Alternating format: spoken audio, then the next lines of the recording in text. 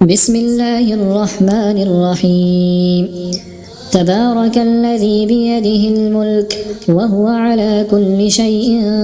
قدير، الذي خلق الموت والحياة ليبلوكم أيكم أحسن عملا وهو العزيز الغفور، الذي خلق 7 سماوات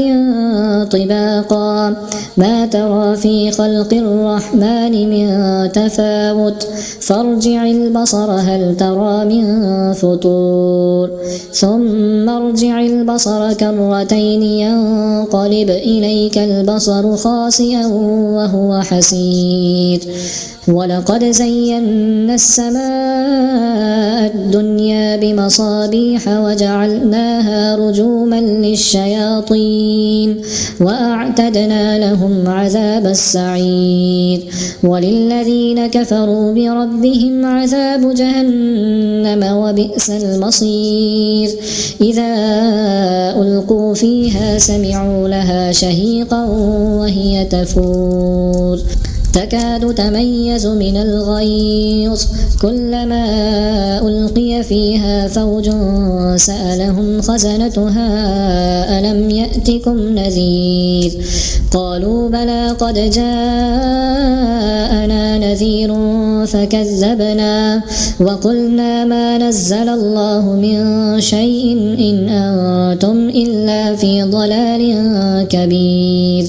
وقالوا لو كنا نسمع أو نعقل ما كنا في أصحاب السعير، فاعترفوا بذنبهم فسحقا لأصحاب السعير،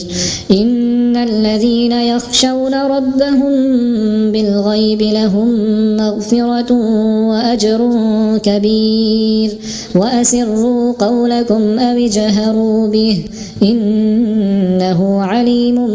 بذات الصدور، ألا يعلم من خلق وهو اللطيف الخبير، هو الذي جعل لكم الأرض ذلولا فامشوا في مناكبها وكلوا من رزقه وإليه النشور، أأمنتم من في السماء أن يخسف بكم الأرض فإذا هي تمور، أم أمنتم من في السماء أن يرسل عليكم حاصبا فستعلمون كيف نذير، ولقد كذب الذين من قبلهم فكيف كان نكير، أولم يروا إلى الطير فوقهم صافات ويقبضن ما يمسكهن إلا الرحمن إنه بكل شيء بصير، أمن هذا الذي هو جند لكم ينصركم من دون الرحمن إن الكافرون إلا في غرور، أمن هذا الذي يرزقكم إن أمسك رزقه بل لجوا في عتو ونفور، أفمن يمشي مكبا على وجهه أهدى أمن يمشي سويا على صراط مستقيم، قل هو الذي أنشأكم وجعل لكم السمع والأبصار والأفئدة قليلا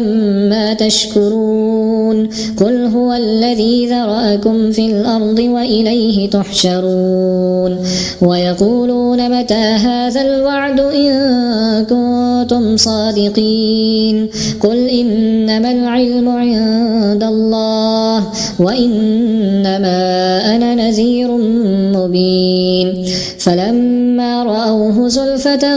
سيئت وجوه الذين كفروا وقيل هذا الذي كنتم به تدعون، قل أرأيتم إن أهلكني الله ومن معي أو رحمنا فمن يجير الكافرين من عذاب أليم، قل هو الرحمن آمنا به وعليه توكلنا فستعلمون من هو في ضلال مبين، قل أرأيتم إن أصبح ماؤكم غورا فمن يأتيكم بماء معين